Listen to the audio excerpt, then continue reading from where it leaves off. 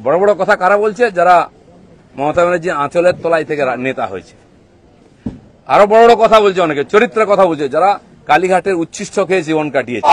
दिलीप घोष के स्वागतम स्वागतम स्वागतम तृणमूल कांग्रेस से दिलीप घोष के स्वागतम स्वागतम स्वागतम। আমি দোকান সাজিয়ে দিয়েছিলাম 77টা এমএলএ দিয়ে। 1 ডজন এমএলএ আজকে নাই কেন? এমপি কোথায় গেল? জেলা পরিষদ সমিতি প্রধান চলে যাচ্ছে কেন? জবাব কে দেবে? 21-এর পর থেকে বিজেপির নামছে, কেউ কেউ আরএসএস দেখাচ্ছে, কেউ কেউ হিন্দুত্ব বোঝাচ্ছে। দিলীপ ঘোষকে হিন্দুত্ব বোঝাবেন না। আমার কাটলে গায়ে হিন্দুর রক্ত বেরোবে, বিজেপির রক্ত বেরোবে। বাকিদের দিলীপ ঘোষকে হিন্দু শেখাতে আসবেন না, যা রক্তে ও মনে প্রাণে হিন্দু। বৃহস্পতিবার সকালেই পূর্ব মেদিনীপুর জেলার দীঘার সি বিচে মর্নিং ওয়াক করতে দেখা গেল বিজেপির প্রাক্তন রাজ্য সভাপতি সস্ত্রীক দিলীপ ঘোষকে। একেবারে খোশ মেজাজে মর্নিং ওয়াক সারলেন দিলীপ ঘোষ। প্রাতঃভ্রমণ সেরে সংবাদ মাধ্যমের মুখোমুখি হয়ে তিনি একাধিক বিষয়ে মুখ খুললেন। দিলীপ ঘোষকে হিন্দুত্ব শেখাবেন না, কার্যত দলের নেতাদের এই ভাষায় আক্রমণ করলেন প্রাক্তন রাজ্য সভাপতি। সেই সঙ্গে তিনি বলেন, 2019 সালের পর নিজের হাতে যেভাবে বাগান সাজিয়ে দিয়েছিলাম, আজ তা নিঃস্ব হতে বসেছে। এর দায় কে নেবে? 77টা বিধায়ক, 19 জন সংসদ তৈরি করেছিলাম দলের 257 জন কর্মীর রক্তের বিনিময়ে। আজকে তা কোথায় গিয়ে ঠেকেছে? পাশাপাশি 2021 সালের পর দল কোথায় জিতেছে? পঞ্চায়েত ও পঞ্চায়েত সমিতির মেম্বাররা ছেড়ে চলে যাচ্ছে, এর দায় কে নেবে?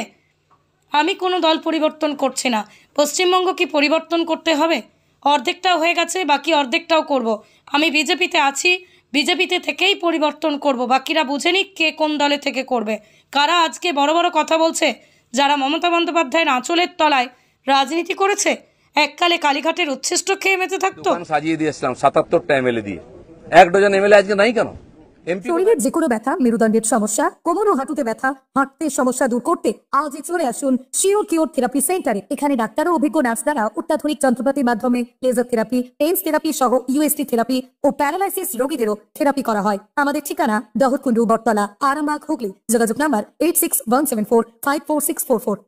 এমপি কোথায় গেল? জেলা পরিষদ সমিতি প্রধান চলে যাচ্ছে কেন? জবাব কে দেবে? 21-এর পর থেকে বিজেপির নামছে, কেউ কেউ আরএসএস দেখাচ্ছে, কেউ কেউ হিন্দুত্ব বোঝাচ্ছে। দিলীপ ঘোষকে হিন্দুত্ব বোঝাবেন না। আমার কাটলে গায়ে হিন্দুর রক্ত বেরোবে, বিজেপির রক্ত বেরোবে। বাকিদের গায়ে কি রক্ত আছে আমি জানি না, কারণ বহু জায়গায় ঘুরে এসছেন তারা। কে বড় বড় কথা কারা বলছে? যারা মমতা ব্যানার্জি আঁচলের তলায় থেকে নেতা হয়েছে। আরো বড় বড় কথা বলছে, অনেকে চরিত্রের কথা বলছে, যারা কালীঘাটের উচ্ছিষ্ট খেয়ে জীবন কাটিয়েছে, আজকে বিজেপির উচ্ছিষ্ট খেয়ে বেঁচে আছে। তারা দিলীপ ঘোষকে ক্যারেক্টার সার্টিফিকেট দিচ্ছে। যারা 4টে বিয়ে করে, 14টা গার্লফ্রেন্ড রাখে, রাত্রের জীবন একরকম, দিনের জীবন একরকম, তারা দিলীপ ঘোষকে ত্যাগী ভোগী বলছে। আহাম্মক। রাস্তায় দাঁড়িয়ে বলো লোকে কি বলবে? দিলীপ ঘোষ আজকেও রাস্তায় দাঁড়িয়ে আছে, কালো দাঁড়িয়ে ছিল, আগামী দিনেও থাকবে। মানুষ জানে দিলীপ ঘোষ কি করেছে, দিলীপ ঘোষ কি। আমার মন আর মুখ এক। আমি পর্দার আড়ালে কথা বলি না, কোন নেতার সঙ্গে বন্ধ ঘরে মিশি না, আমি সে যেই নেতা হোক। আমি চৌরাস্তায় দাঁড়িয়ে কথা বলি, ক্যামেরার সামনে কথা বলি। এটা দিলীপ ঘোষ। তাতে যদি কারো কষ্ট আমার কিছু করার নেই। দিলীপ ঘোষের মিশন ঠিক আছে, দিলীপ ঘোষ পাল্টাবে না, তার নীতি পাল্টাবে না। দিলীপ ঘোষ বাংলায় পাল্টাতে এসছে, অর্ধেকটা হয়ে গেছে। যারা কোনোদিন পার্টির জন্য কন্ট্রিবিউশন করেননি তারা বুঝবেন না বিজেপি কি, দিলীপ ঘোষ কি। সেই জন্য কষ্ট পাওয়ার কোনো কারণ নেই। দিলীপ ঘোষ আছে, দিলীপ ঘোষ থাকবে যতদিন পার্টির প্রয়োজন হবে। যে কর্মীরা আবেগে ভাসছেন, আবেগে ভাসার সময় নয়। যদি সত্যি সংকট আছে লড়াই করুন। আর বিজেপির কর্মীদের উপর আক্রমণ, হিন্দুর উপর আক্রমণ ভারতবর্ষে প্রথমবার হয়েছে। আজ যারা বড় বড় কথা বলছেন তারা হিন্দুর জন্য কতটা লড়াই করেছেন, কি ত্যাগ করেছেন? 4 পয়সার ত্যাগ নেই। বিজেপিতে কামাতে এসছেন, কামানো কমে যাচ্ছে। আমি দোকান সাজিয়ে দিয়েছিলাম 77টা এমএলএ দিয়ে। 1 ডজন এমএলএ আজকে নাই কেন? এমপি কোথায় গেল? জেলা পরিষদ সমিতি প্রধান চলে যাচ্ছে কেন? জবাব কে দেবে? 21-এর পর থেকে বিজেপির নামছে। 19 সালে বিজেপি 41% ভোট পেয়েছিল এবং আজ অনেক নেতা আমাদের পার্টিতে তার বিরুদ্ধে লড়াই করে আমরা পার্টিকে বাড়িয়েছিলাম। অনেকে প্রশ্ন করছেন, 41% ভোট আর 121টা বিধানসভায় আমরা লিড নিয়েছিলাম। 5 বছর পরে 24 সালের ইলেকশনে সেই ভোট 39% নেমেছে আর 91টা বিধানসভায় আমরা লিড পেয়েছি। পার্টি এগোচ্ছে না পিছোচ্ছে? আমরা হার জিততে ভুলে গেছি 21 সালের পরে।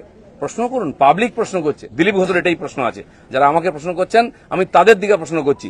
আপনারা তো নীতি শেখাচ্ছেন, রাজনীতি শেখাচ্ছেন, হিন্দুত্ব শেখাচ্ছেন, কি দিয়েছেন সমাজকে? কেন পার্টি নেমে গেছে? 250 লোকের প্রাণের বিনিময়ে যে পার্টি দাঁড় করিয়েছিলাম সে পার্টি কোথায় আজকে? কেন হারছি আমরা? কেন লোকে ছিচিৎকার করছে?